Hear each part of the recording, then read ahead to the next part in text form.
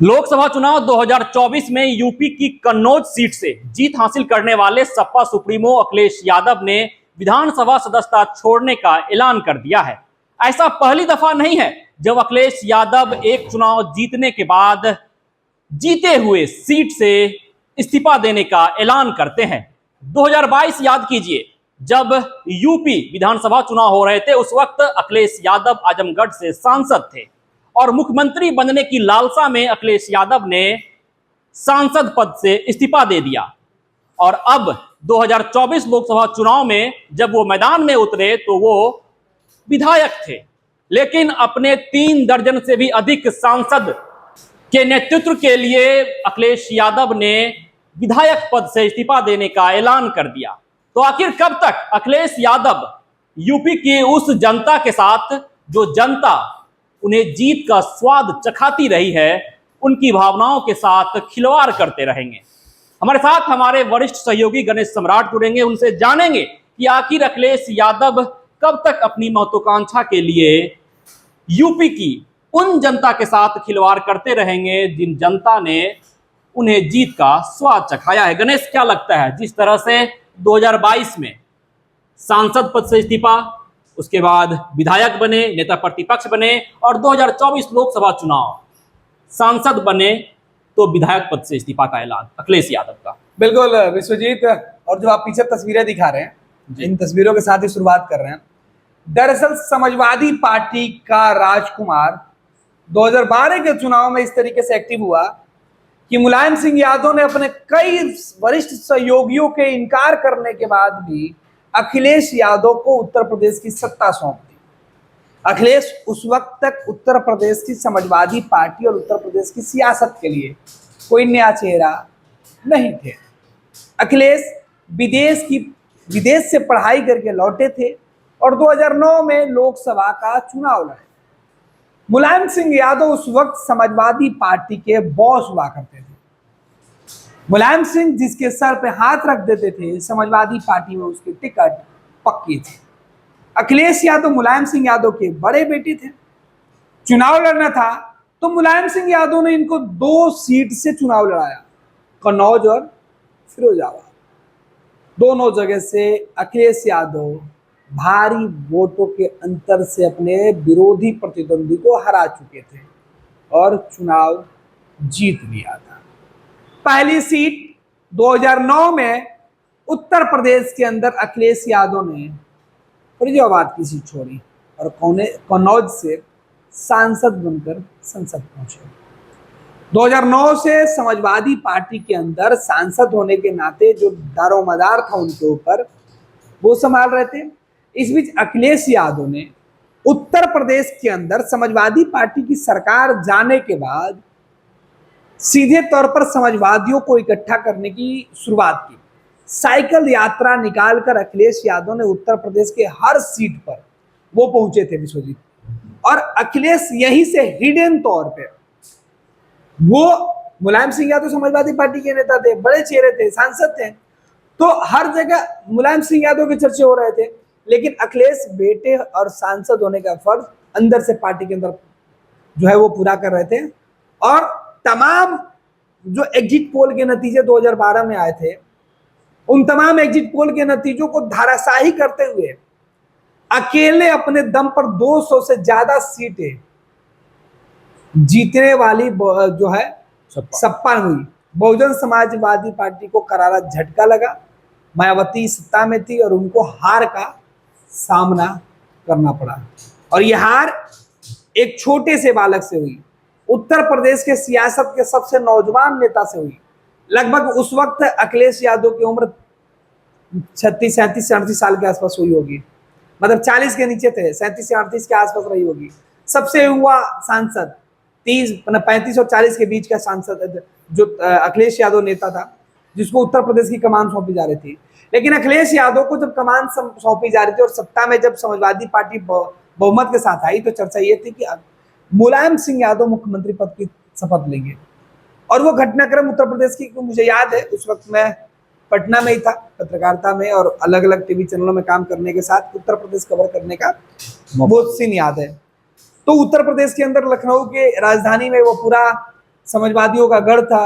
मुलायम सिंह यादव लखनऊ से लेकर दिल्ली तक जो यूपीए की सरकार केंद्र में हुआ करती थी, तो उस वक्त मुलायम सिंह यादव ने अपने सबसे चहेते भाई शिवपाल यादव को किनारा करके, हालांकि बाद में वो मंत्रिमंडल में उसको जगह दिया गया, तो था कि अगर मुलायम सिंह यादव नहीं बनेंगे तो चाचा बनेंगे। लेकिन मुलायम सिंह यादव ने अखिलेश पर दांव खेला और इसका समर्थन भी समाजवादी पार्टी के लोगों ने किया। अखिलेश मुख्यमंत्री बने, सबसे युवा मुख्यमंत्री बने, बेहतर काम किए, हालांकि उनके शासनकाल में दाग भी लगे। इस बीच 2014 के चुनाव शुरू हो चुके थे लोकसभा के।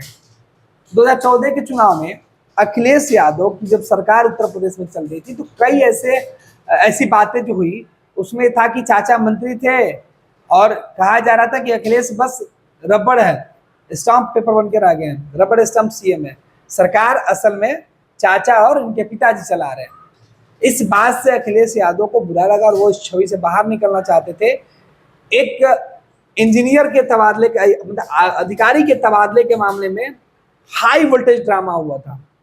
एक खनन मामले से जुड़े अधिकारी थे, उनके ऊपर आरोप लगा, अखिलेश ने सस्पेंड कर दिया, मुलायम जी नहीं चाहते थे, फिर उनको वापस लाया गया, तो ये पूरा ड्रामा चला। टेलीविजन के सबसे हॉट मामला उत्तर प्रदेश का था वो पूरा घटनाक्रम। खैर, अखिलेश यादव के चुनाव छोड़ने पर हम आते हैं लौट के, तो ये अखिलेश यादव की राजनीतिक कूद है। 2009 में जब ये पहली बार सांसद बने, तब 2 सीटों से इन्होंने चुनाव लड़ा, दोनों सीट जीत गए, एक सीट को छोड़कर कन्नौज से सांसद बने।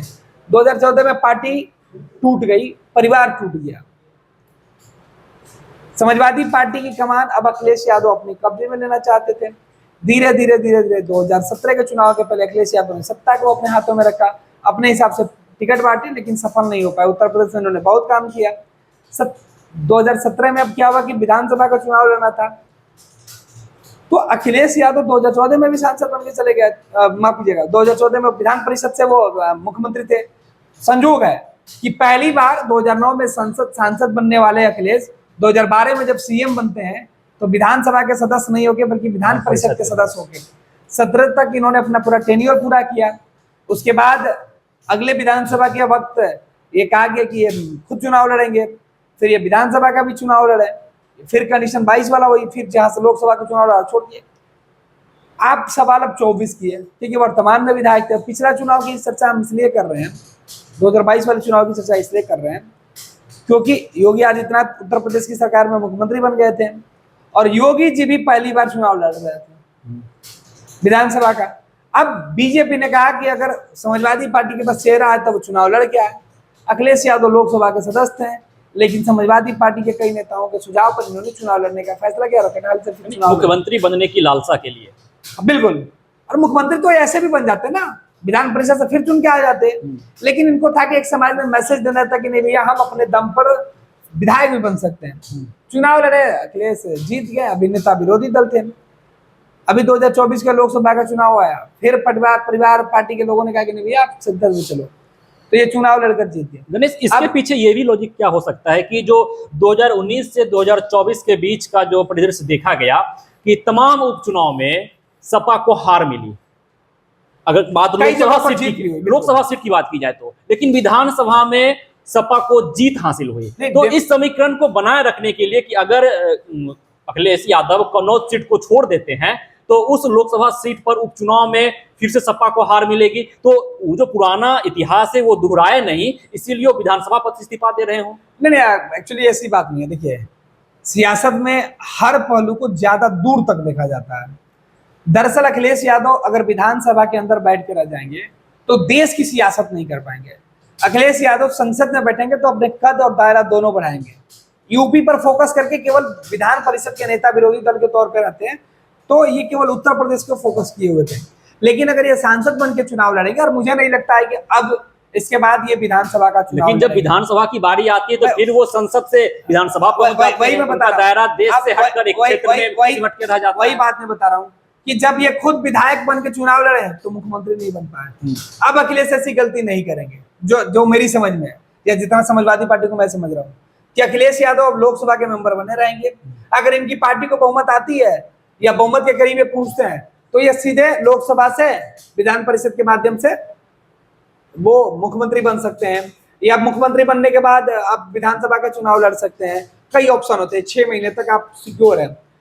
लेकिन सवाल ये है कि जिस लोकसभा की सीट या जिस विधानसभा के लोगों ने अखिलेश यादव को वोट किया, वो और उन लोगों का जो भरोसा था, उनकी जो एक उम्मीदें थी, देखिए गणेश, सवाल ये था क्यों कि तोड़ रहे हैं? इस दृश्य को भी देखिए कि तमाम दृश्यों में जो भीड़ दिख रही है, वो भीड़ अखिलेश यादव को सुनने पहुंची थी, बिल्कुल। उनके समर्थन में पहुंची थी। वो भीड़ ये चाहती थी कि अखिलेश यादव हमारे नेता बने, चाहे वो विधायक के तौर पे हो, चाहे वो सांसद के तौर पे हो। लेकिन जिस तरह से वो कन्नौज से सांसद रहने के लिए वो करहल का विधानसभा सीट छोड़ रहे हैं, तो उस जनता के साथ तो अन्याय हो रहा है गणेश। बिल्कुल, नेताओं को हमेशा, हालांकि समाजवादी पार्टी के अगर कार्यकर्ता या अखिलेश यादव के प्रशंसकों से पूछिएगा तो उनको उनका सीधे तौर पर जवाब होगा कि उत्तर प्रदेश के अंदर योगी आदित्यनाथ से लड़ने के लिए जो है अब दूसरे लोगों को मौका दिया जाएगा। अब नेता विरोधी दल विधानसभा के अंदर ज्यादातर चांस है कि चाचा को दे दिया जाए, क्योंकि विधानसभा में सबसे वरिष्ठ नेता अभी वही होंगे, शिवपाल यादव। उन्होंने लोकसभा का चुनाव नहीं लड़ा। लेकिन अब सवाल यह है कि अखिलेश लोकसभा का चुनाव भी लड़ेंगे, विधानसभा का भी चुनाव लड़ेंगे, चुनाव जीतेंगे भी, और चुनाव जीतने के बाद इस्तीफा दे देंगे। तो उत्तर प्रदेश के जो लाखों करोड़ों लोग हैं वो समाजवादी पार्टी के गुलाम हैं, या उत्तर प्रदेश के अंदर समाजवादी पार्टी के झंडा ढोने वाले लोग क्या केवल इसी मुद्दे में वोट करते हैं कि जब मन किया आप वोट मांगने आ जाइए, जब आपका दिल भर जाए आप सीट और तमाम वोटरों को छोड़कर चले जाइए। ऐसे में लोकतंत्र के अंदर ये अधिकार अगर आपको दिया गया है कि आप एक व्यक्ति संविधान के अनुसार कोई भी चुनाव लड़ सकते हैं, चाहे वो सांसद का चुनाव हो या पंचायत का, इसका मतलब ये नहीं होता है कि आप अपने स्वार्थ के लिए कभी पंचायत के चुने हुए लोगों की भावनाओं को ठेस पहुंचाइए, कभी विधानसभा के उन तमाम लाखों मतदाताओं की भावनाओं को ठेस पहुंचाइए, या लाखों लाख जो लोकसभा के सदस्य जो वोटर होते हैं वो जब आपको अपना नेता चुन लेते हैं, आपको दिल्ली भेजते हैं, संसद में भेजते हैं अपनी आवाज़ उठाने के लिए, तो बीच रास्ते में उनकी आवाज़ को छोड़कर आप जो चले आते हैं, इसका जवाब आपको देना होगा। ये चेहरा अखिलेश यादव का हो सकता है, लेकिन इस तरीके की जो फितरत कई नेताओं की है, जो चुनाव जीतने के बाद सीटें बदल देते हैं, चुनाव जीतने के बाद खुद के लिए, अपनी पार्टी के लिए और अपने अपने परिवार के लिए या अपने लाभ के लिए, अपने व्यक्तिगत और लाभ के लिए समय समय पर वो लोग उन लाखों वोटरों का भरोसा तोड़ देते हैं और चल देते हैं झोला उठाकर नई तैयारी पर। ऐसे लोगों को जो वोटर हैं वो सबक भी सिखाएंगे, और ऐसे नेता ये बात ध्यान से कम समझ लें या सुन लें कि जो वोटर उनको वोट करते हैं वो पूरे 5 साल के लिए उम्मीदें जताते हैं। आप चुनाव जीते या हारे, जो आपके साथ है वो अगले 5 साल तक रहेगा। गणेश, अखिलेश यादव ने जिस तरह से विधानसभा की सदस्यता छोड़ने का ऐलान किया है, तो क्या इससे योगी आदित्यनाथ का रास्ता साफ हो गया है? क्योंकि उत्तर प्रदेश में हालांकि एनडीए की सरकार है, लेकिन जिस तरह से अखिलेश यादव नेता प्रतिपक्ष के पद पर बने हुए थे, तो सामने एक बड़ा चेहरा था योगी के सामने जो सवाल पूछ रहा था योगी सरकार से। अब वो चेहरा नहीं दिखेगा, तो क्या योगी का रास्ता साफ हो गया? नहीं विश्वजीत, इसको ऐसा नहीं देख सकते हम।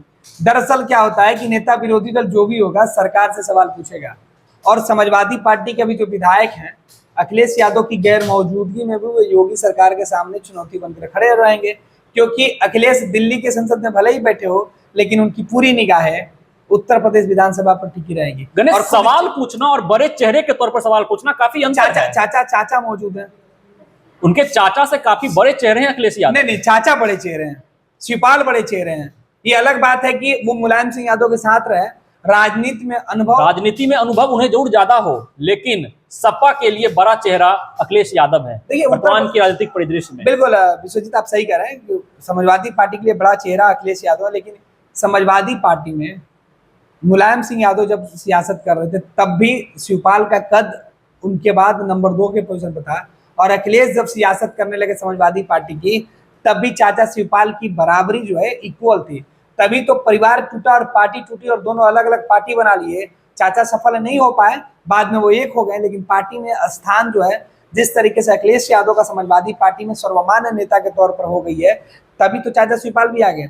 तो अब नंबर 1 नंबर 2 का ना थोड़ा सा जो है कद के हिसाब से या रिश्तों के हिसाब से वो आगे पीछे हो सकता है, लेकिन समाजवादी पार्टी में अखिलेश यादव सुपर बॉस हैं और अखिलेश यादव के साथ साथ शिवपाल यादव भी, या इनके दूसरे चाचा रामगोपाल यादव की चर्चा कर लेते हैं, तो ये लोग जो हैं वो समाजवादी पार्टी की रीढ़ हैं, जो नीति निर्धारण में अखिलेश यादव को अब मदद कर रहे हैं, समय समय पर जो है वो सलाह देते हैं, और अखिलेश अब अपने परिवार के सदस्यों का सलाह लेते हैं, सबसे ज्यादा अपनी पत्नी डिंपल का भी सलाह लेते हैं।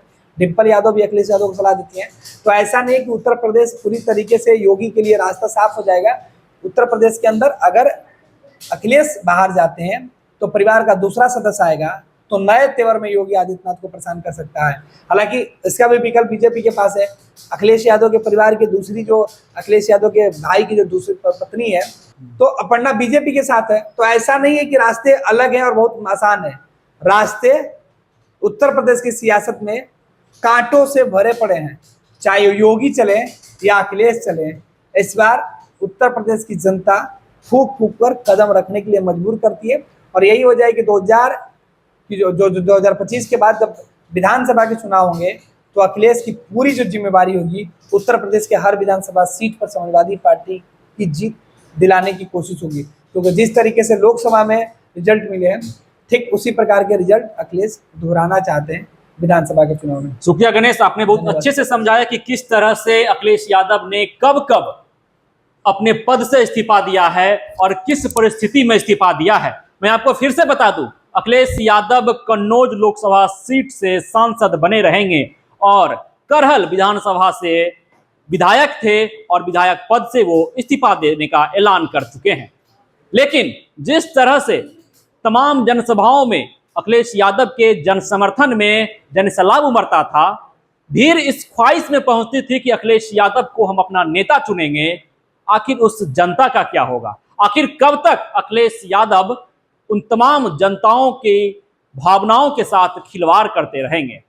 लेकिन अब देखना दिलचस्प रहता है कि जिस तरह से अखिलेश यादव ने विधानसभा को छोड़ संसद का रास्ता चुन लिया है, दिल्ली जाने का रास्ता चुन लिया है, देश की सियासत में कदम आगे बढ़ा दिए हैं, उसका असर यूपी विधानसभा चुनाव में कितना पड़ता है? पैनोरमा ग्रुप, जो सोचता है वो करता है।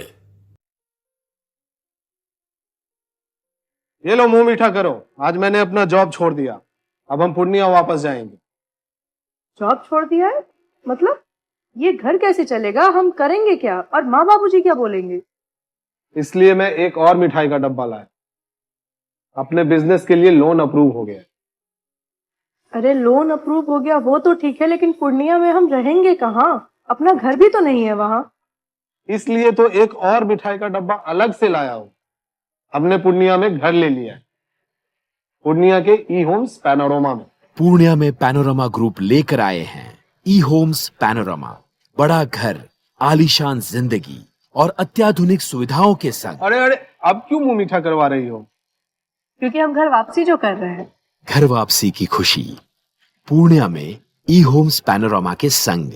ई homes panorama, luxurious lifestyle redefined.